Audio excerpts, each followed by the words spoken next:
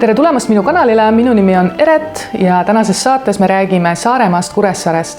Ma mõtlesin, et ma teen teile sellise väikse lühikese videotutvustuse Saaremaa, Kuressaare kõige ägedamatest kohtadest, mida ma vahepeal siis olen külastanud. Kuigi see suvi kahetsusväärselt vähe olen ma Kuressaarde jõudnud. Nüüd augusti lõpus ma veetsin seal nädala ja sain puhata, sain filmida, sain kõike teha, mis ühe saare elu juurde käib. Kuressaare on väärt avastamist sellepärast, et ta asub saare peal, ta asub Saaremaal. Teatavasti on saar ümbritsetud merega, saar on salapärane, saar on ligitõmbav, saarele alati minnakse ja oodatakse seda minekut. Kokku peate varuma kuskil 4,5 tundi selleks sõiduks, kui te autoga lähete ja arvestama sellega, et kuivastus on vaja praami oodata ja praamisõit võtab ka 20 minutit aega ja siis te sõidate veel 1,5 tundi Kuressaarde. Ühesõnaga peate varuma kannatlikkust, pikka meelt ja raha. Natukene. Raha ei lähe üldse palju, et Eestis reisida, nii et ärge selle pärast muretsege. Ja Kuressaare on eriline ka veel selle poolest, et seal on need kitsad linnatänavad, mis on enamjaolt sillutatud munakiviteedega, mille peal ma jalgrattaga ei soovita sõita, mida ma soovitan läbida jalgsi. Seal on kogu see sükene asustatus segunenud metsiku loodusega. Igal pool on erinevad metsatukad, jõed, pargisopistused, siis on meri muidugi kogu aeg igal pool ümber, et mere äärdes sa saad minna nagu 360 kraadi, ükskõik kuhu poole sa lähed, on alati meri. Ma soovitan teil külastada Kuressaaret sügisel, näiteks just praegu, kui loodus hakkab transformeeruma, kui värvid hakkavad muutuma, kui kõik see nagu saab uue näo ja ilmad muutuvad tuulisemaks ja puud lähevad raagu rohkem ja teil on rohkem riideid vaja ja te tahate rohkem sooja ja siis te panete küünla põlema oma hotellitoas ja planeerite järgmist päeva, et mis te siis teete, et see kõik. Suvi on rammestav, suvi on väsitav ja ma ise ei ole suve inimene, võib-olla, et sellepärast ma propageerin nagu võib-olla seda suve lõppu ja sügist, aga Kuressaare on erilisem, kui sinna minna natukene karmima ilmaga. Mitte ei pea nagu rahet sadama või buss nugetaevast alla, aga ma mõtlen lihtsalt seda, et Saaremaa ilm on sügis. Nii on lihtsalt.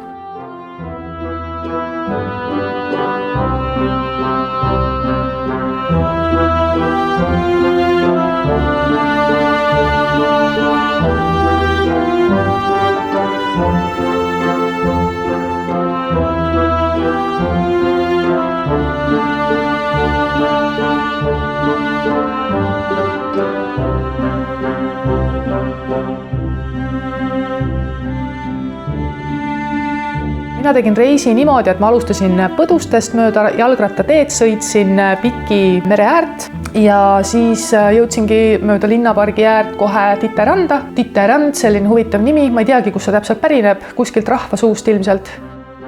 Ja peale Titeranda ma sõitsin kohe edasi ja läbisin uuesti siis Kuressaare linnaparki, mis on nagu mega ilusasti haljastatud, seal on väga palju õhku, seal on väga ilusad ja siledad teed, mida pidi saab rattaga väga hästi läbida ja paistabki Kuressaare piiskopi linnus, mis on UNESCO pärand ja mida ma soovitan ka väga külastada.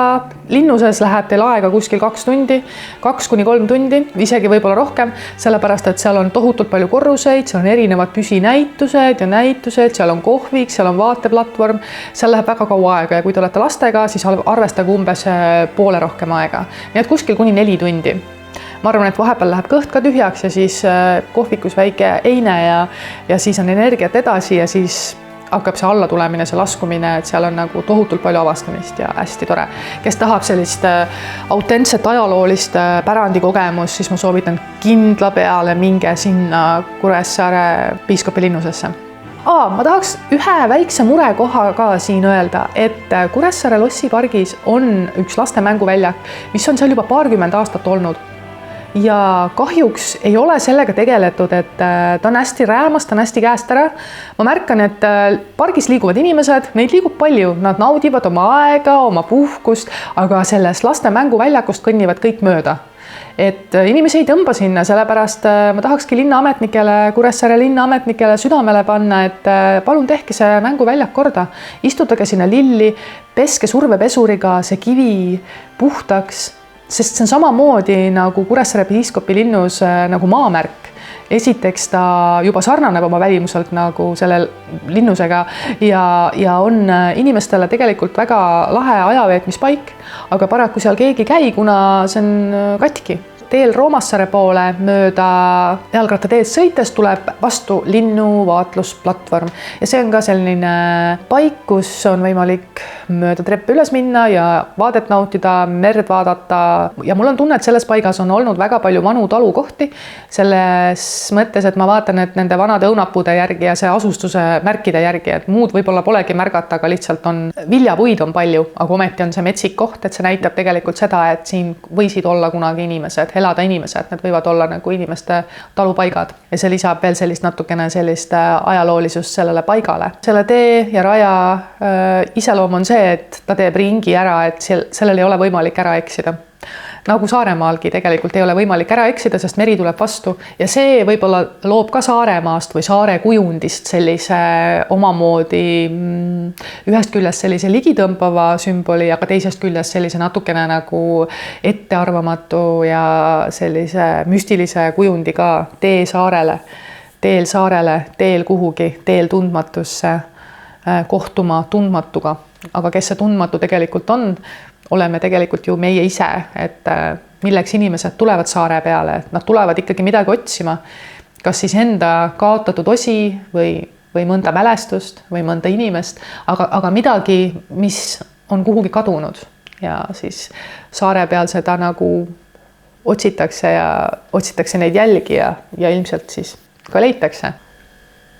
Aga mul on teil üllatus. Suur vaikus matab jälle surnud ranna, kuid naeratades ootab uusi laevu kesk punast põuda pime kuninganna. Kas tunned Iharuse saart? Seal kandub su näkku vihisedes kuuma liiva ja laev, mis roostevärvi roogu randub, see ankrut kunagi ei hiiva. Pae pinna külge, mis on kuiv ja paljas, maailma uhkeid poegi vägev nõidus köidab. Ja naiste toimingul neid leiab kaljas, mis merejooksikute järel sõidab. Seal auväärt raugad nende teotust neavad, neid linguga kui loomi paati veavad ja põgenevad siis täispüha raevu. Suur vaikus jälle matab surnud ranna, kuid naeratades ootab uusi laevu, kesk punast põuda pime kuninganna. Petti Alver, Iharuse saar. Selline ilus ja sünge tekst temalt. Ja tõepoolest, Saaremaa kui populaarne turistimagnet, läbivalgustatud paik, ihaldusväärne sihtpunkt. Aga teisest küljest kätkeb see paik endas ka väga palju salapära ja müstikat. Teatavasti elavad saarel üleloomulikud olendid, nagu haldjad, hiiglased, kükloobid, jumalad, jumalannad ja pimedad kuningannad. Head avastamist!